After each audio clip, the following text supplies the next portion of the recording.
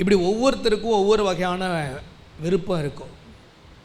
ஊழியக்காரங்க ஒரு பெரிய சபையை கட்டணும், ஒரு பெரிய வல்லமையான ஊழியக்காரனாக தேசத்தில் விளங்கணும், அதுதான் அவர்களுடைய ஆசை. ஆமேன்னு சொல்லுவோமா? கர்த்தருக்கு ஸ்தோத்திரம். இப்படிப்பட்ட உயர்வுகளை பைபிள் ஒவ்வொருத்தருக்கும் ஒவ்வொரு வகையான உயர்வை வச்சுருக்கு. இதுதான் சரி, இதுதான் ரைட்டு அப்படின்னு சொல்லவே முடியாது. இதில் தான் ஒருத்தன் உயரணும் அப்படின்னு சொல்லி பைபிளில் இல்லை. எல்லாரையும் பல விதங்களில் தேவன் உயர்த்தி இருக்கிறார். பதவியில் உயர்த்தி வைத்திருக்கிறார், பணத்தில் உயர்த்தி வைத்திருக்கிறார், ஸ்பிரிச்சுவலில் வரங்களில் வல்லமையில் உயர்த்தி வைத்திருக்கிறார், புகழ்ச்சியில் உயர்த்தி வைத்திருக்கிறார், ஆஸ்தி சொத்துக்களில் உயர்த்தி வைத்திருக்கிறார்.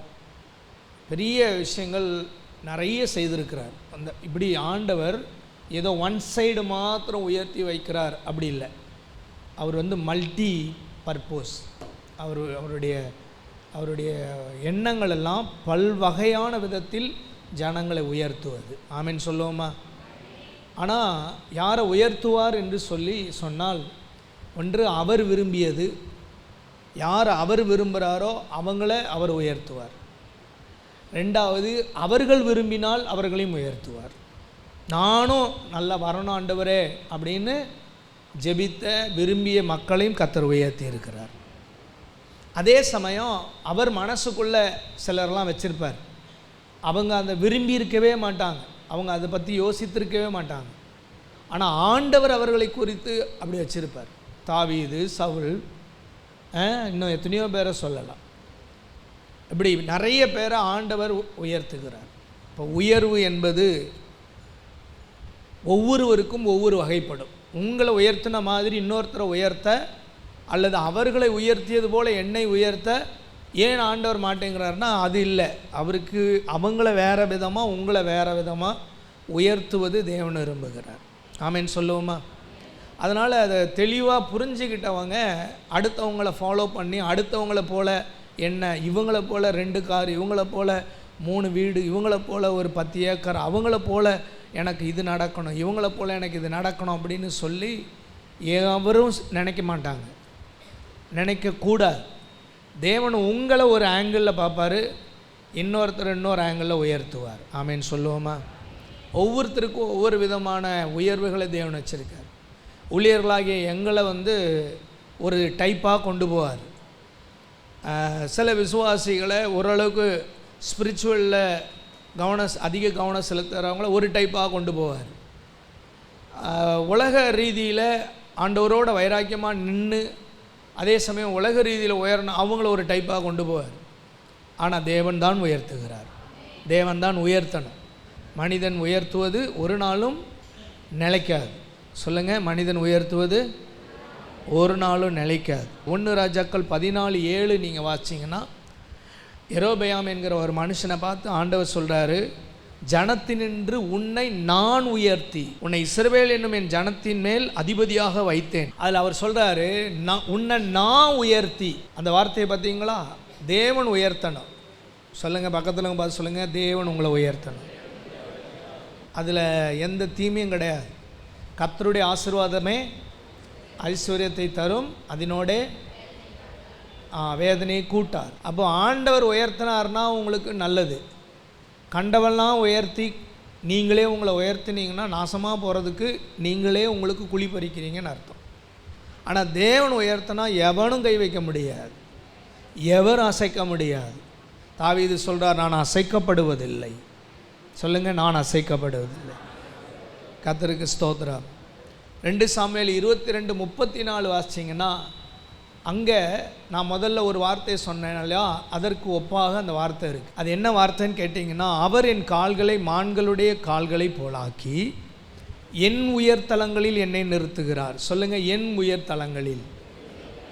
உங்களுக்குன்னு ஒரு அந்த ஸ்டேஜ் பிளாட்ஃபார்ம் உங்களுக்குன்னு ஒன்று வச்சுருக்கார். உங்கள் உயர்தலம். சொல்லுங்கள், உங்கள் உயர்தலம். அவரவருக்கு ஒன்று வச்சுருக்கார்.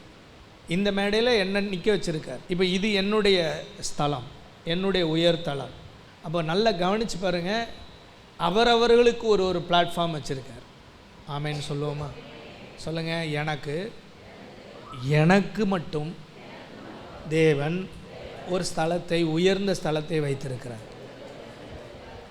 அந்த இடத்துல நீங்கள், என் இடத்துல நீங்கள் வர முடியாது, உங்கள் இடத்துல நான் வர முடியாது. ஆமேன்னு சொல்லுவோமா? ஆமாம். இப்போ உங்களை ஆண்டவர் ஒரு பிளாட்ஃபார்மில் நிற்க வைக்க நினைக்கிறாருன்னா, ஆண்டவரே வேணாம், அவனுக்கு ஒரு குவாலிஃபிகேஷனும் கிடையாது, என்னை கொண்டு போய் நிறுத்துங்க, நான் போட வாரான்றார். அவன் ஒரு சாதாரண மனுஷனாக இருந்தால் கூட சரி, ஒரு சாதாரண ஒரு நபராக இருந்தால் கூட சரி, நான் பெரிய ஆளாக இருந்தாலும் சரி, அந்த சாதாரண நபரை நிறுத்தணும்னு நினச்சிட்டாருன்னா எவ்வளோ பெரிய ஆள் வந்து இடையில நின்னாலும் ஒன்றும் பண்ண முடியாது. சவுல் பெரிய ராஜா, உயரத்துலேயும் இஸ்ரவேல் தேசத்துலேயும் அவர் தான் உயரமானவர், பயங்கரமான ஒரு பராக்கிரமசாலியினுடைய பேக்ரவுண்ட்லேருந்து வந்திருக்கார். கொல்லவே முடியாத அளவிற்கு அவங்க அப்பா, அவங்க ஃபேமிலியெல்லாம் இருக்கிற அளவுக்கு பராக்கிரமசாலிகள் அப்படின்னு நியாயாதிபதிகள் கடைசியில் நீங்கள் பார்த்தீங்கன்னா தெரியும். பென்யமீன் கோத்திரத்தில் 600 பராக்கிரமசாலிகள் எவ்வளோ இஸ்ரவேல் தேசமே எதிர்த்து வந்து நின்ன பொழுதும் அவங்கள ஜெயிக்க முடியல. ஆனால் குட்டி பையனை தாவீதை ஆண்டவர் கொண்டு வரணும்னு நினச்சிட்டார். எவராலையும் தடுக்க முடிஞ்சுதா? அவர் நினச்சது தான் நடக்கும். சொல்லுங்கள், என் கர்த்தர் நினைத்தது தடைபடாது. அல்லேலூயா. அவர் உயர்த்தணும்னு நினச்சாருன்னா உயர்த்துவார். 2 சாமுவேல் 23:1 வாசிச்சிங்கன்னா, தாவீதுடைய கடைசி வார்த்தைகள், மேன்மையாய் உயர்த்தப்பட்டு. சொல்லுங்கள், உயர்த்தப்படுதல்லையே ஒருத்தனை உயர்த்தினார்னாலே கூடவே என்ன வந்துடும் தெரியுமா? மேன்மை வந்துடும். ஆமேன்னு சொல்லுவோமா? ஒருத்தனை ஆண்டவர் உயர்த்துறாருன்னா அவனை ஆண்டவர் உயர்த்தி வச்சிருக்கிறாருக்கு அடையாளமே அவன் வாழ்க்கையில் இருக்கிற மேன்மை. அவன் வாழ்க்கையில் இருக்கிற மேன்மை, அந்த மேன்மையை அவர்கள் சரியாக மிக சிறப்பாக கையாளுகிற ஒரு இடத்திற்கு தேவன் அவர்களை கொண்டு வருவார். இப்போ மேன்மையாக உயர்த்தப்பட்ட உடனே அவர் என்ன பண்ணுறாரு? யாக்கோபுடைய தேவனால் அபிஷேகம் பெற்று யாரை உயர்த்துறாரோ, யாரை மேன்மையாக உயர்த்தணும்னு அவர் நினைக்கிறாரோ அவங்கள அபிஷேகம் பண்ணிடுவார். ஆமேன்னு சொல்லுவோமா? அவங்க மேலே ஒரு அபிஷேகம் வந்து இறங்கும். தாவீதை உயர்த்தணும்னு நினச்ச உடனே அபிஷேகம் தானாக தேடி வருது அவனை. எலியாவை உயர்த்தணும் அப்படின்ன உடனே, எலிசாவை உயர்த்தணுன்னு உடனே ஒரு மேலேருந்து ஒரு சால்வு அவன் மேலே விழுது. ஆமேன்னு சொல்லுவோமா? பேதுருவை ஆண்டவர் உயர்த்தணுன்னு உடனே அப்போஸ்தலர் 2ஆம் அதிகாரத்தில் அந்த இடத்துல தேவனுடைய அனாயிண்டிங் இறங்கி வருது. ஆமேன்னு சொல்லுவோம். அப்போ அபிஷேகம் உங்கள் மேலே இருக்குதுன்னா நீங்கள் சாதாரண ஆள் இல்லை. பக்கத்தில் பார்த்து சொல்லுங்கள், அபிஷேகம் உங்கள் மேலே இருந்தால் நீங்கள் சாதாரண ஆள் இல்லை. ஆர்டினரி பர்சன்னா ஒரு சாதாரண மனிதனாக, ஒரு சராசரி மனிதர்களைப் போல இல்லை. நீங்கள் ஒரு ஸ்பெஷலான ஆள். உங்களை பார்த்து தான் நான் சொல்கிறேன், நீங்கள் ஒரு ஸ்பெஷலான ஆள், ஒரு விசேஷமான நபர் ஐயா. நீங்கள் கர்த்தர் உங்களை அபிஷேகம் பண்ணியிருக்கார். அபிஷேகம் பண்ண உடனே அடுத்தது என்ன வருது பாருங்க? இஸ்ரவேலின் சங்கீதங்களை இன்பமாய் பாடின. நிறைய பாட்டு எழுதினவர் தாவீது, நிறைய பாடல்கள் எழுதினார். பாட்டு பாடுறது, மியூசிக் போடுறதெல்லாம் தப்பா அப்படின்னா, ஜெபிக்காமல் பக்தி இல்லாமல் பண்ணுறது தப்பு. ஆனால் அபிஷேகம் பெற்று பாடணும், அபிஷேகம் பெற்று இசை வாசிக்கணும், அபிஷேகம் பெற்று இன்பமாக பாடணும். அப்போ இங்கே வந்து நின்று பாடணும், இங்கே நின்று மியூசிக் வாசிக்கணும்னா கர்த்தர் உங்களை மேன்மையாக உயர்த்தி வச்சுருக்காரு. அபிஷேகம் பெற்று நீங்கள் இதை செய்யணும். ஆமேன்னு சொல்லுவோமா? அப்போது நிறைய பேர் பாடுறாங்களே, இப்போ உங்கள் பாஸ்டரும் பாடுறாரு, பாடுறதெல்லாம் சரியாக தவறா? சிலருக்கு பாடுறது சரின்னு ஒத்துக்க மாட்டாங்க நம்மெல்லாம். ஆனால் பைபிளில் அப்படி இல்லை. கர்த்தர் அபிஷேகம் பண்ணார்ன உடனே எடுத்த உடனே வந்ததே இன்பமான சங்கீதங்கள். ஆமேன்னு சொல்லுவோமா? தாவீதுக்கு சொல்கிறேன். ஸோ கர்த்தர் உங்களை உயர்த்துகிறார். அப்படியே கண்ணை மூடி ஒரு நிமிஷம் கை உயர்த்தி சொல்லுங்கள், ஆண்டவரே நீர் என்னை எல்லா விதத்திலையும் உயர்த்துவதற்கு சித்தமாக இருக்கிறீர் என்பதை நான் அறிந்திருக்கிறேன். என்னை என்னுடைய ஸ்தலத்தில், என்னுடைய உயர் ஸ்தலத்தில் என்னை உயர்த்தி நிறுத்துவீராக. ஆமேன். அல்லேலூயா. 2வது பலம். சொல்லுங்கள், பலம். அதே சங்கீதத்தில் தான் இருக்குது. பலத்தை குறித்து லூக்கா 4:14 ஆவியானவருடைய பலத்தினாலே, பின்பு இயேசு ஆவியானவருடைய பலத்தினாலே கலிலேயாவுக்கு திரும்பி போனார். இந்த உலகத்தில் உடம்பு பலத்தில் நிறைய பேர் வாழ்கிறாங்க. உடம்பு பலம் ரொம்ப நல்லதுன்னு நினைக்கிறாங்க. சாகிற வரைக்கும் பலத்தோடு தான் இருப்போம். ஆமென். செத்த பின்னாடி இன்னும் டபுள் மடங்கு பலம் வரும் நமக்கு. ஏன் வருது? பரலோகம் போகிறேன்டா நான். என்னது? பரலோகம் போகிறேன்யா, என்ன தடுப்பது எவன் அப்படின்னு உள்ளுக்குள்ளே டபுள் பவர் வந்துடும். பூமியில் இருக்கும்போதாக கொஞ்சம் பயந்து வாழ்வோம். செத்துட்டா என்ன ஆகிடுவோம்? பரலோகத்துக்கு போகிறோம் அப்படிங்கிற அந்த நேரத்திலேயே அந்த நரகத்தில் இருக்கிற கூட்டத்தெல்லாம் பார்த்து பத்தியம் அப்படின்ட்டு போவோம். Praise the Lord. போவோமா போக மாட்டோமான்றதுலாம் அப்புறம். இங்கே அதை நினைத்து சந்தோஷப்பட்டு போவோம். தூதர்கள் அப்படியே கூட்டிகிட்டு போவாங்க பரலோகத்துக்கு போகும்போது.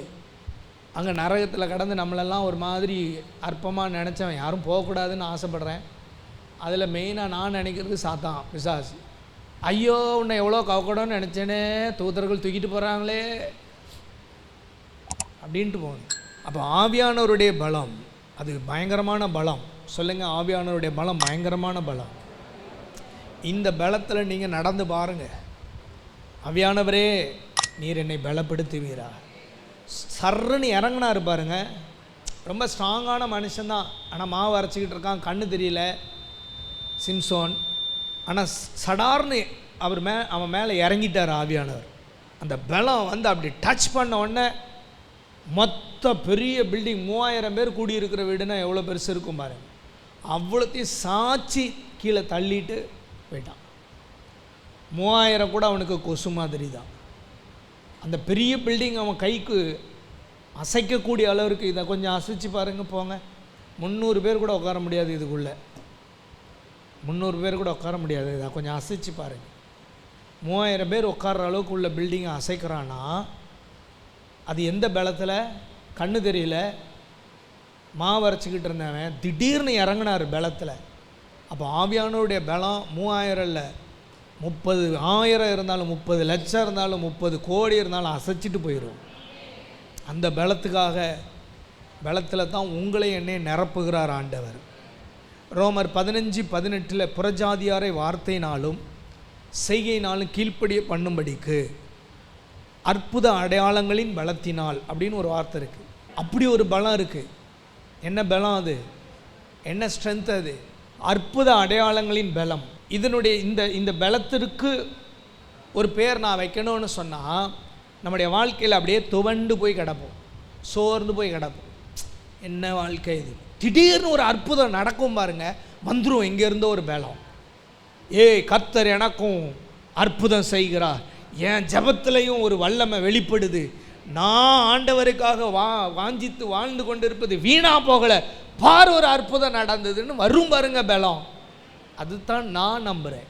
என்ன அற்புத அடையாளங்களின் பலம். உங்கள் மூலம் கர்த்தர் அந்த பலத்தை வெளிப்படுத்துவார். 1 கொரிந்தியர் 2:4 தேவனுடைய பலத்தில் உங்கள் விசுவாசம் மனுஷருடைய ஞானத்தில் அல்ல, தேவனுடைய பலத்தில் இருக்கிற விசுவாசம்.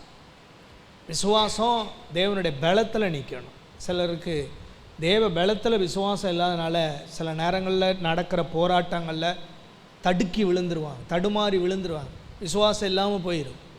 ஆனால் தேவ பலத்தில் உங்கள் விசுவாசம் நின்றுச்சுன்னா, மனுஷ ஞானத்தில் நிற்காமல் தேவ பலத்தில் நின்றுச்சுன்னா உங்களை எவனாலையும் அசைக்க முடியாது. இந்த உலகமே எதிர்த்து வந்து நின்றாலும் உங்களை அசைப்பது எதுவும் இல்லை. ஆமென் சொல்லுவோமா? உலகமே உங்களை பார்த்து பயப்படுகிற அளவிற்கு தேவனுடைய பலம் உங்களோடு இருப்பதா. கொலோசியர் 1:29 அதற்காக நான் எனக்குள்ளே வல்லமையாய் கிரியை நடப்பிக்கிற அவருடைய பலத்தின்படி போராடி பிரயாசப்படுகிறேன். எதில் போராடணும்? மனுஷன் கூட போராடுறதுக்கு, அந்தகாரங்களோட போராடுறதுக்கு நமக்கு போராட்டம் உண்டுன்னு பைபிளில் இருக்குது. அப்போ போராடுகிறதுக்கு என்ன பண்ணணும்? தேவ பலத்தின்படி பிரயாசப்படணும். தேவ பலத்தில் ஒரு ஆளோட போராடணும். தேவ பலத்தில் ஒரு விஷயத்தை எதிர்கொள்ளணும். சில ஆட்கள் மனுஷ பலத்தில் எனக்கு கை இருக்குது, கால் இருக்குது, எனக்கு வேகம் இருக்குது, எனக்கு தீவிரம் இருக்குதுன்னு சொல்லி போய் எதையாவது செஞ்சுட்டு அப்புறம் வருத்தப்பட்டு ஏண்டாத பண்ணணும்னு நினைக்கிறது. ஆனால் தேவ பலத்தில் செஞ்சால் வருத்தமே பட வேண்டாம். தேவனுடைய பலத்த காரியங்களை செய்யும். அல்லேலூயா. 1 பேதுரு 1:5 கடைசி காலத்திலே வெளிப்பட ஆயத்தமாக்கப்பட்டிருக்கிற ரட்சிப்புக்கு ஏதுவாக விசுவாசத்தை கொண்டு தேவனுடைய பலத்தினாலே காக்கப்பட்டிருக்கிற உங்களுக்கு, சொல்லுங்க, எதில் காக்கப்படணும்? தேவனுடைய பலத்தில் காக்கப்படணும். உங்களுக்கு இன்சூரன்ஸ் இருக்குது, அதனால் நீங்கள் காக்கப்படுகிறீர்கள். நீங்கள் ஒரு வசதியான வாய்ப்பில் வாழ்க்கையில் இருக்கீங்க, மந்த்லி உங்களுக்கு ஒரு இன்கம் சோர்ஸ் வந்துடுது, உங்கள் ப்ராப்பர்ட்டி இருக்குது, உங்களுக்கு வாடகை பணம் வருது, உங்களுக்கு பிஸ்னஸில் இவ்வளோ வருது, உங்களுடைய ஒர்க்கில் இவ்வளோ வருது, அதனால் சேஃப் ஜோனில் இருக்கிறீங்க, அவரில் பாதுகாப்பாக இருக்கீங்கன்றதுனால இருந்துட முடியாது. எதுதான் பாதுகாப்பு? தேவ பலனில் தான் பாதுகாப்பாக நீங்கள் இருக்கிறீங்க. சொல்லுங்கள், தேவ பலன் எனக்கு பாதுகாப்பு. தேவ பலத்தினாலே காக்கப்படுகிறோம்.